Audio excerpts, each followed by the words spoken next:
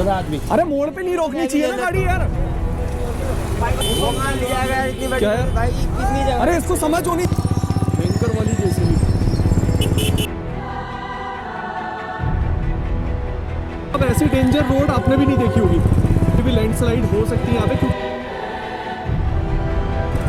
प्यारी सी उच्च खंड हिमालय और पूरी सामने हिमालय श्रृंखलाएं, बगल में बर्फ। यमोऽपि भगनी सुतां कथं हन्ति दुष्टानपि पूर्गारं करुणावतारं संसार सारं भुजगेन्द्रहारं सदा वसन्तं हृदयारविन्दे भवं भवानी। पांडव सिरा जो गुफा है उसके भी दर्शन हुए, और ऊपर भी जो हमने देखा ही मंदिर कितना प्यारा था। अब इन सब चीज़ों को मद्देनजर रखते हुए हम नीचे पहुंच चुके हैं और पुल क्रॉस करके हम सीधे निकलते हैं नौगांव में।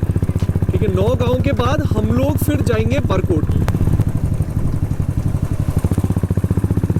तो अब यहाँ से है यमुनोत्री 72 किलोमीटर। अब हम ले लेते हैं लेफ्ट। रोड थोड़ी सही है बरकोट तक, तो पहले फटाफट कवर अप कर लेते हैं।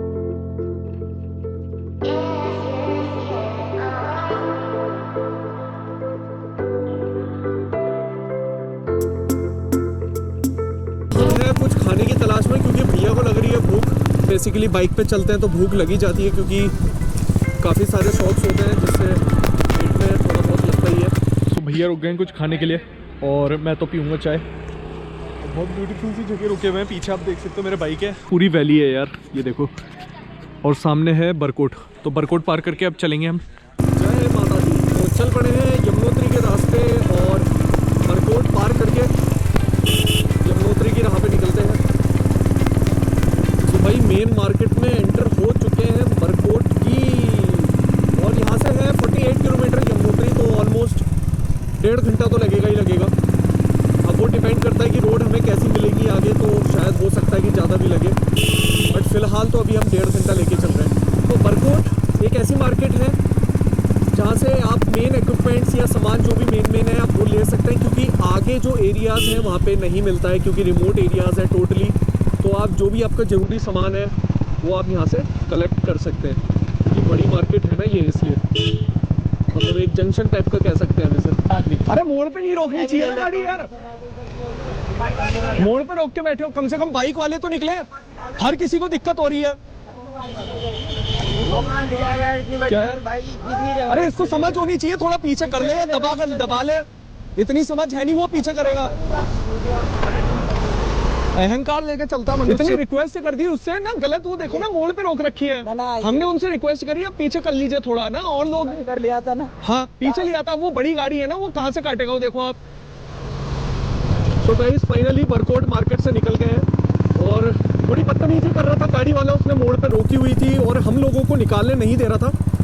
और उससे पहले भी बोला रिक्वेस्ट करके कि भैया थोड़ा सा आप पीछे कर लीजिए, लेकिन नहीं, वो रोडवेज वाले से कह रहा है कि वो पीछे करेगा। सो गाइज ये हमें जाना है यमुनोत्री को यहाँ से 45, और उत्तरकाशी का जो रास्ता है जिससे हम आए थे वो यहाँ से आए थे इस साइड से, और हम नीचे को गए क्योंकि हमें दर्शन करने थे।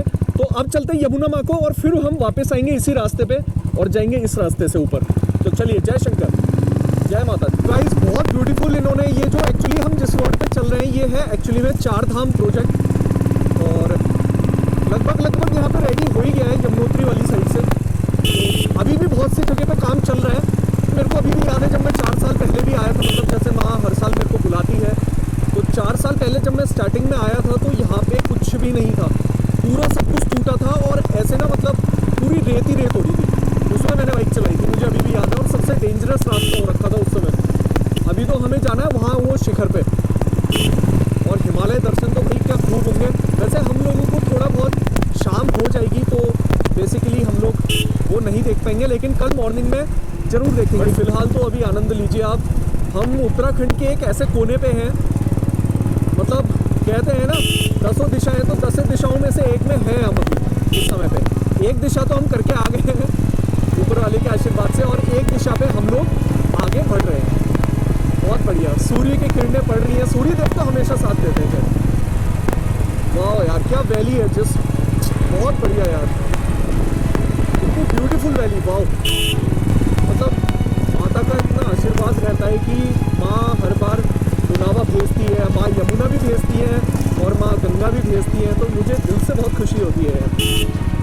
मैं भी यही चाहता हूँ ना, आप सभी लोग मेरे साथ दर्शन करो और आप लोगों को भी पता चले कि कैसे कैसे पहुँचा जाता है यार। मतलब ईजी तो नहीं है, बट हाँ अगर आपने मन में धारणा कर ली और ऊपर वाले का बुलावा है तो सारी चीज़ संभव हो ही जाती है आखिरकार। बहुत दुर्गम स्थान है माता यमुना जी का, कहीं पे तो बहुत काम चल रहा है यार। यहाँ पे चल रहा है काम, क्या बात है। यहाँ पे एक ना झरना हुआ करता था यार, बड़ा फेमस, यहाँ लोग रुकते भी थे। बाप रे बाप, एक समय ऐसा होता था जब यहाँ पूरी मिट्टी ही मिट्टी होती थी और पूरे आधे टायर घुस जाते थे मिट्टी में। क्योंकि देख रहे हो आप ये पूरा प्रोजेक्ट चल रहा है, अभी यहाँ पुल बनेगा। ओके ठीक है। सो हम भी उतरते हैं 1 सेकंड के लिए, कोई गाड़ी ना आए बस। ये देखो यार क्या यमुना माँ बह रही है, हाँ कल जय हो माँ यमुना। बस पहुँचने वाले हैं तेरे द्वार माँ। अभी आगे जाना है पुल क्रॉस करके, फिर वो सामने वाला देख रहे हो आप, उस रास्ते में हमें जाना है। क्या बात है, पूरा एरिया वाह भाई, आगे से आ रहा है पूरा भयंकर वाली जेसीबी। इसकी तो आवाज़ से ही डर लग जा रहा है। ओके सो हम ये वाला पुल पार करेंगे। पूरा ऑफ रोडिंग रास्ता, क्या बात है। बहुत टाइम से ऑफ रोडिंग भी नहीं करी है, इसी बहाने ऑफ रोडिंग भी हो गई हमारी। पूरी लेह लद्दाख वाली फीलिंग आ रही है यहाँ, डेवलपमेंट की राह में है उत्तराखंड। तो गाइस देख रहे हो आप कैसा बुरा हाल हो रखा है यहाँ पे, मतलब ऐसी डेंजर रोड आपने भी नहीं देखी होगी। पूरे उसके नीचे से जा रहे हैं हम लोग और बेसिकली बहुत हाई डेंजर जोन एरिया है। कभी भी लैंडस्लाइड हो सकती है यहाँ पे, क्योंकि कंटिन्यू काम चल रहा है ना 4 धाम का। बहुत भयंकर जोन है, तो पूरा लैंडस्लाइड जोन है पूरा।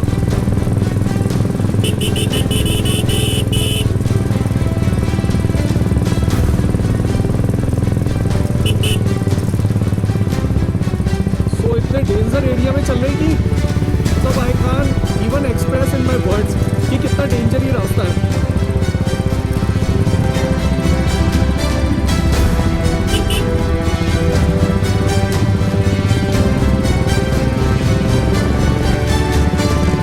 बारिश में तो इसका और बुरा हाल हो जाएगा, एक बार तो क्लोज हो जाएगा ये रास्ता।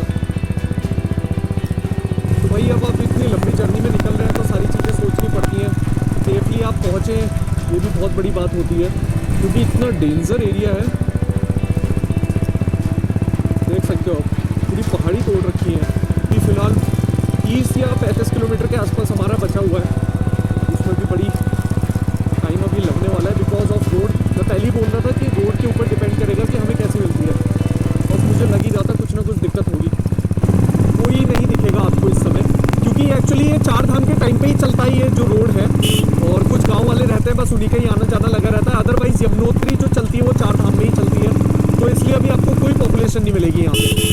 अभी मतलब मैं ऐसे व्यू दिखाऊंगा आप लोगों को कि मज़ा आ जाएगा। व्यू देखो यार, पूरी बर्फ ही बर्फ, और अभी ऊपर और मिलेगी क्योंकि हमें ग्लेशियर देखने को मिलेंगे अभी ऊपर, और सामने बर्फ का नज़ारा।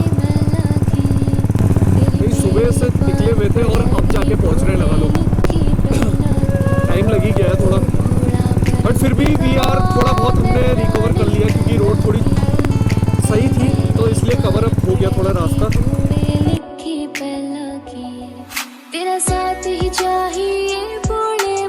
वो देखो भाई सामने वो पूरा बर्फ से लदा पड़ा है पहाड़। अभी एक थोड़ा ना हाई लैंडस्लाइड एरिया आने वाला है, जहाँ पे हम लोगों ने मतलब जैसे रास्ता बंद हो गया था तो हम पूरा 28 किलोमीटर पैदल चला था हमने, सामने वाली पहाड़ी पे गए थे हम। हाँ क्योंकि उसके पार ही है ना यमुना माँ, तो अभी दिखाता हूँ वो जगह कहाँ पे हुआ था। यहाँ पे अपनी बाइक वाइक लगाई थी हमने, सबने भीड़ लगी थी पूरी यहाँ। और वो है देखो, ये इतना भयंकर लैंडस्लाइड हमारे सामने सामने पत्थर गिरे यहाँ पे बहुत। ये तो सही नहीं हो सकता, ये लगा लो आप, ये इतना भयंकर है ये पूरा रास्ता। ये हम पहाड़ी पूरा क्रॉस करके गए थे नीचे से। नहीं खरसाली नहीं दिखेगा यहाँ से, उसके पीछे जाना पड़ेगा और बर्फ पक्का मिलने वाली है वहाँ पे। तो ये वाला एरिया ना, ये वाला तो एरिया नहीं हो सकता सही, ये बहुत भयंकर एरिया है, बिना बताए नहीं जा सकते ना यार। उनकी जिम्मेदारी है, वो लोग बैठे हुए हैं वहाँ पे। बहुत स्ट्रगल है यार पहाड़ों की लाइफ में, ऐसा नहीं है कि ईजी लाइफ है। सुकून में ही दिखती ज़रूर होगी बट मुश्किल भी बहुत है। यहाँ पहुँचना एक बहुत बड़ा चैलेंज है अपने आप में। कर लेता है तो उसके बाद की अनुभूति भी बहुत बढ़िया होती है। हमें क्रॉस करके जाना है उस वाली तरफ रोड पे, आगे गांव पड़ेगा एक बैंड के यहाँ पे। थोड़ा बहुत तो अब शाम हो ही गई है, जंगल चट्टी पहुँचने वाले भी तो। भाई सामने हिमालय, बहुत बड़ी रेंज है और अभी ऊपर जाके तो हमें और दिखेगी क्योंकि this is a Bandarpunch range. Slide में ही टूटा है और देख रहे हो झरना क्या मस्त बह रहा है यार, वाह इतनी भयंकर लैंडस्लाइड होती है।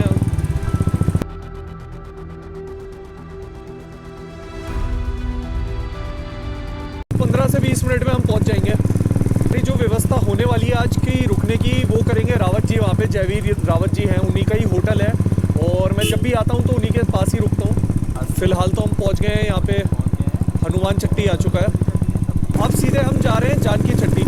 तो बरकोट से 3 ही पड़ाव पड़ते हैं, एक कठोर पुतली पड़ता है, फिर शाम चट्टी पड़ता है, फिर पड़ता है फूल चट्टी, हनुमान चट्टी और उसके बाद आता है आपका जानकी चट्टी। तो जानकी चट्टी हम पहुंचने वाले हैं, हनुमान चट्टी अभी जा चुका है।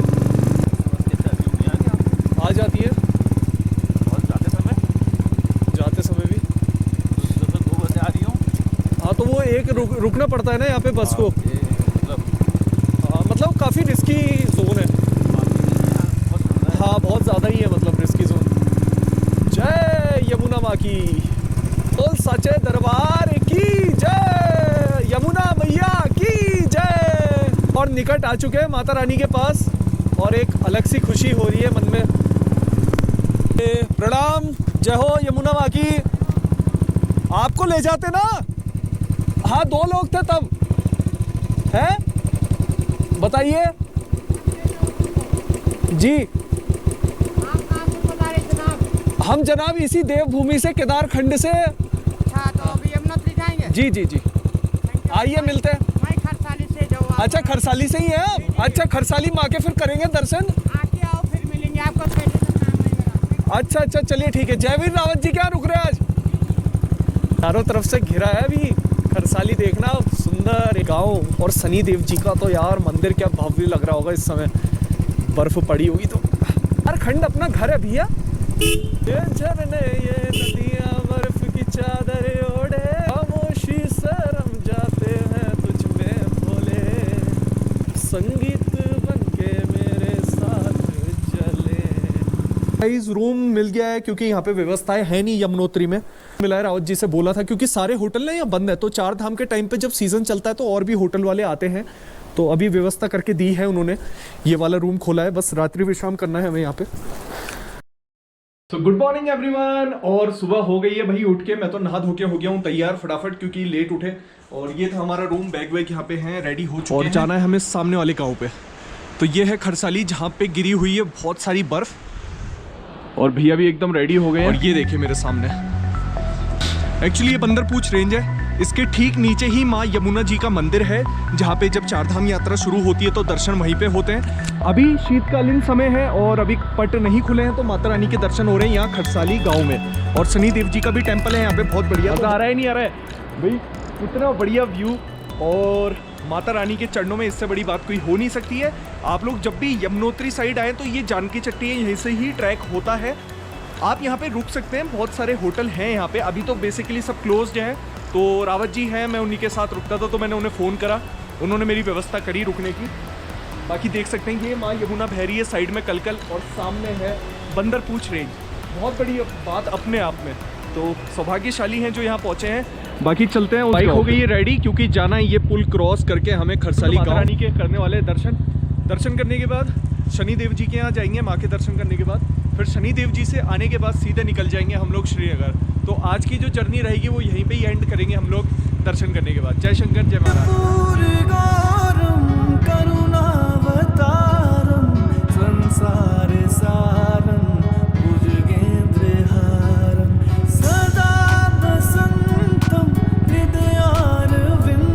पहुंच गए हैं, सामने माता रानी का मंदिर है, खड़ी है बाइक, बहुत भव्य दर्शन। चलिए चलते हैं मंदिर के। तो गाड़ी वाड़ी सब यहीं तक ही आती है, तो पैदल आप आ सकते हैं यहाँ पे थोड़ा सा। और ये मंदिर परिसर स्टार्ट हो जाता है यहाँ पे। जय हो।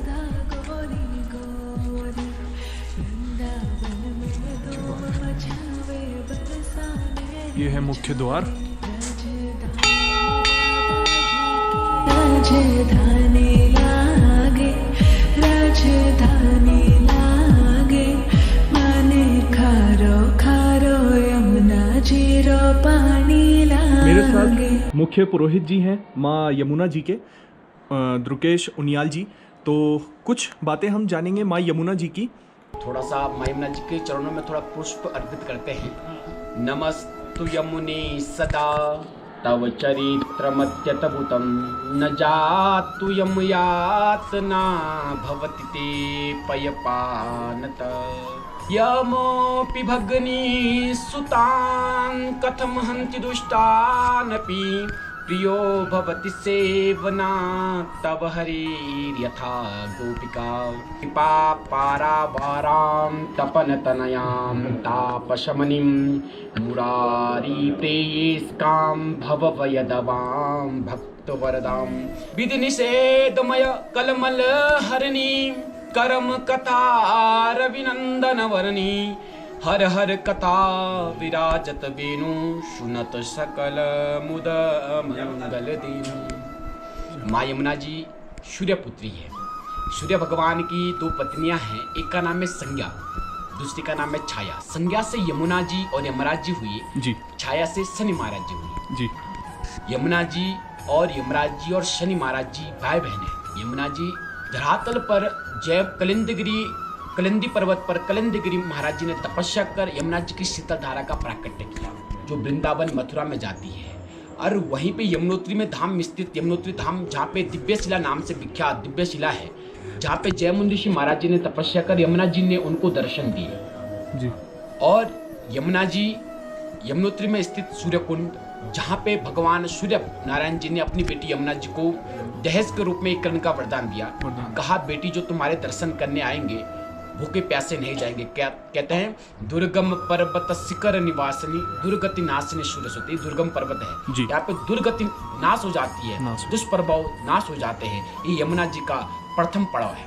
और चार धाम में स्थित यमुनोत्री जो प्रथम पड़ाव है, यहाँ से भक्ति स्वरूपा माँ यमुना जी आती है जी। और यहाँ से जो पहला धाम यहाँ से करता है वो भक्ति को साथ में लेके जाता है जी। यहाँ से भक्ति को प्रदान किया जाता है जी। फिर उसके पश्चात गंगोत्री में जाते हैं, जहाँ पे ज्ञान प्राप्त होता है। ज्ञान प्राप्त होता है। उसके पश्चात केदारनाथ में जाते हैं, जहाँ वैराग्य प्रदान होता है। उसके पश्चात बद्रीनाथ में जाते हैं, जहाँ मोक्ष प्रदान होता है। ये चार धामों का महत्व उत्तराखंड में है। और यमुनोत्री से ऊपर सप्तऋषि कुंड है, जहाँ पे सप्तऋषि कुंड, जहाँ पे यमुना जी का 7 ऋषियों ने तपस्या की है वहाँ पे।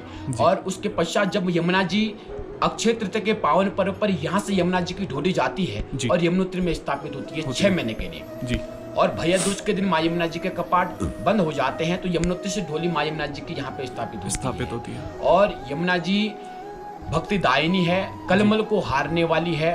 तीनों लोगों में कोई पापों को हरने वाला कोई नहीं है, सिर्फ यमुना जी। यमुना जी बोलो यमुना मैया की जय। और यमुना जी कृष्ण भगवान की चतुर्थ पटरानी है। वैसे तो 16,108 पटरानी है भगवान कृष्ण के, उनमें से जो चौथी पटरानी है वो यमुना जी है। तो यमुना जी ने और कृष्ण भगवान ने कहा है कि मेरे अंतस्थ में जो बसे हो यमुना जी है, और यमुना जी के अंतस्थ में बसे हो कृष्ण भगवान जी है। इनमें इसलिए इनमें कोई भेद नहीं है जी। जिस प्रकार से मैंने कहा था आपको इससे पहले कि जिस प्रकार से आसमान में देखने से ध्रुव तारे की पहचान अलग लग जाती है, उसी प्रकार से गोपियों के संग और कृष्ण भगवान के संग यमुना जी की शोभा ही अलग है। तो यमुना जी करुणामय भी है और दयामय भी है। बोलो यमुना मैया की जय हो। तो जैसे वाक्य है कि भैया दूज के साथ माता जी जो हैं वो अपने भाई जी को भी लेके आती है, तो इसका आप कैसे वर्णन करेंगे? मतलब मैं कैसे आप श्रद्धालु को जो आना चाहते हैं, जो समझना चाहते हैं, उनके क्या बताना चाहेंगे भैया दूज के? भैया दूज का संबंध ही यमुना जी और यमराज जी से ही हुआ है जी। इस संबंध भैया दूज का उन्हीं से ही हुआ है जी, क्योंकि इनमें अत्यंत प्रेम था जी। एक भाई बहन में जितना प्रेम होता है, उनसे भी अधिक प्रेम था भाई बहनों का संबंध में यमुना जी और यमराज जी का। एक समय यमराज जी जब वहाँ पे दंडित करते थे, तो उनके जीवन में कोई आनंद नहीं रह गया था। वो दुखी रहते थे कि मैं हर समय दंडित करता हूँ, कोई मेरा सुख की प्राप्ति नहीं हो पा रही है। तो यमुना जी ने देखा कि मेरे भाई तो दुखी हैं, कोई आनंद नहीं मिल पा रहा है। तो उनसे कहा कि कार्तिक मास में शुक्ल द्वितीय तिथि में उन्होंने व्रत कर अपने घर बुलाकर यमराज जी को सुस्वादु भोजन करवाया और तिलक सुशोभित किया, और उनके जीवन में अत्यंत खुशी हुई। और उनसे कहा कि बहना तुम मेरे से वर मांगो। अब उन्होंने कहा कि वर मांगने को कहा तो उन्होंने वर दिया कि बहना जो तुम्हारे इस यमुनोत्री में आएगा और तुम्हारे इस ये शीतल धारा में स्नान करेगा उसे मैं यम यातना नहीं भेजूंगा। अच्छा, बोलो अच्छा। यमुना ना मैया की जय यही जय। पर्व भाई बहन का संबंध होता है। संबंध होता इस समय बहन को अपने घर पे भाई को बुलाना चाहिए, बिल्कुल। ना कि भाई बहन के घर जाए। बहन को अपने भाई को अपने घर पे बुलाना चाहिए और वहाँ पे उसको तिलक करवा के उनको भोजन करवा के और उनसे अगर भाई की इच्छा है तो भाई को भी देना पड़ेगा। जिस प्रकार से यमराज जी ने अपनी बहन यमुना जी को दिया है इतना बड़ा वरदान कि बहना जो तुम्हारे दर्शन करने आएगा उसे मैं यम यातना नहीं भेजूंगा जी। न जातु यम यातना भवति ते पयपानता, कहते हैं न जातु यम यातना भवति ते पयपानता, ये पान करने से ही हो जाता है। इसीलिए यमुना जी का पान और गंगा जी का स्नान। बोलो यमुना मैया की जय। तो पुरोहित जी बहुत चीज़ें आपसे मालूम चली यहाँ के बारे में, तो आप श्रद्धालुओं को क्या संदेश देना चाहेंगे जो माता यमुना के दर्शन करना चाहते हैं और उन्हें क्या मुख्य आदेश देंगे कि वो क्या चीज़ करें? देखिए पहले तो विधान से करना चाहिए, सबसे पहले पुराणों के अनुसार चलना चाहिए जी, क्योंकि अपने शास्त्र कहता है कि शास्त्र के अनुकूल रहना चाहिए। तो शास्त्र के अनुकूल नहीं रहते हैं तो हमारा बुद्धि भ्रष्ट हो जाती है। तो इसलिए शास्त्र के अनुसार ही चलना चाहिए। प्रथम जैसे यमुनोत्री धाम है, यमुनोत्री से ही प्रारंभ करना चाहिए। बिल्कुल। गंगोत्री, फिर केदारनाथ, फिर बद्रीनाथ। कोई लोग करते हैं, कोई केदारनाथ करते हैं, कोई बद्रीनाथ करते हैं, लास्ट में आते हैं क्योंकि वो उस प्रकार से नहीं आते हैं, भाव से नहीं आते। तो इसीलिए मेरा कहना है कि धर्मो रक्षित रक्षित, धर्म की रक्षा करना भी आपका कर्तव्य है। तो यही धर्म के साथ देखो, हम कोई धर्म को बचाने वाले नहीं है, आप लोग भी हमारे सहयोगी हैं। बिल्कुल। क्योंकि हम एक व्यक्तिगत कुछ नहीं कर सकते। जब हिंदुत्व मिलेगा तभी एक धर्म पुनः निर्माण होगा। हिंदुत्व अब उस प्रकार से नहीं रहा जैसे पहले था। अब हिंदुत्व को बचाना है। और इसीलिए यमुना जी के दर्शन करने के लिए जो श्रद्धालु 6 मास के लिए आना चाहते हैं वो यहाँ पे शीतकालीन प्रवास में यमुना जी के दर्शन कर सकता है। और अक्षय तृतीया के पावन पर्व के बाद यमुना जी का दर्शन यमुनोत्री में होगा। बिल्कुल। पुरोहित जी बहुत बहुत आपका धन्यवाद, और आपसे काफ़ी सारी जो चीज़ें थी वो मालूम चली हमें भी और हमारे जो श्रद्धालु हैं, हमारे जो सब्सक्राइबर हैं, तो सभी की तरफ से मैं आपसे कोटि कोटि नमन प्रणाम आपको आपके चरणों में करता हूँ। मैया की जय। तो दर्शन हो गए हैं भली भांति से और महाराज जी से भी हमने जाना यमुना माँ का महत्व।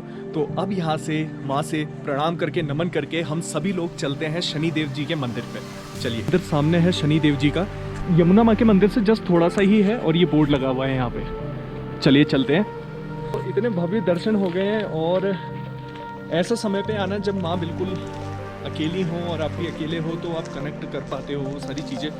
तो भक्ति होना भी बहुत ज़रूरी है, वही चीज़ महत्व रखती है। तो जब भी आए भक्ति से ही आए यार, आप लोग दर्शन करने के रूप से ना आए। जय शंकर। ये सामने भैरव देवता मंदिर और सामने उच्च खंड हिमालय।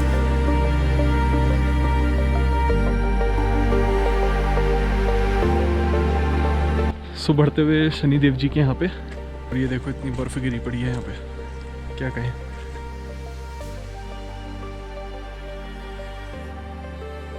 तो फाइनली मंदिर के पास पहुँच गए हैं और ये है मंदिर शनिदेव जी का, बहुत ही भव्य जो नया बना है अभी। वाह क्या बात है।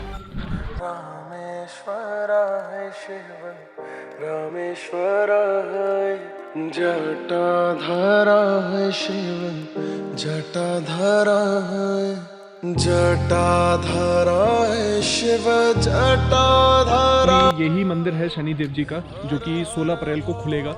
और ये वाला जो मंदिर है ये नया बना है, अभी नया बना है देवदार की लकड़ी का। और ये जो है ये सबसे प्राचीन मंदिर है जो पांडवों द्वारा निर्मित करा गया था, सबसे बेहतरीन मंदिर में से एक। और ये सामने हिमालय श्रृंखलाएं, क्या बात है, चारों तरफ बर्फ से घेर रखा है।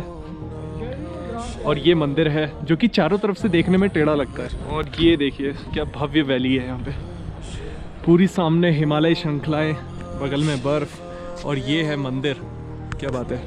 और अभी तक का वैसे इसका कोई इतिहास नहीं है इस मंदिर का, और चारों तरफ से देखने में ये टेढ़ा ही लगता है बेसिकली। तो इसी को देखते हुए अभी वो नए मंदिर का निर्माण कराया देवदार की लकड़ियों का, शनिदेव जी का, बहुत ही भव्य मंदिर।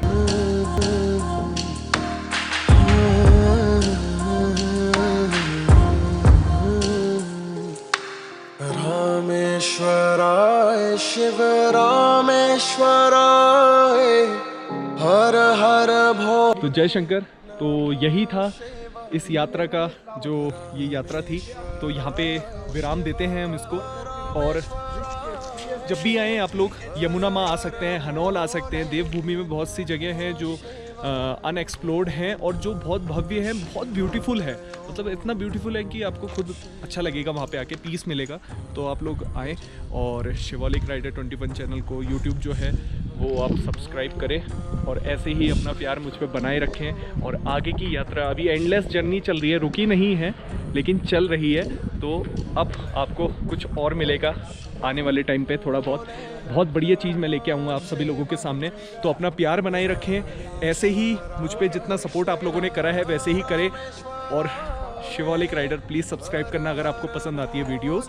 तो जय शंकर, जय महाराज। शिवा ओम नमः शिवाय, ओम नमः शिवाय, हर हर भोले नमः शिवाय, ओम नमः शिवाय, ओम नमः शिवाय।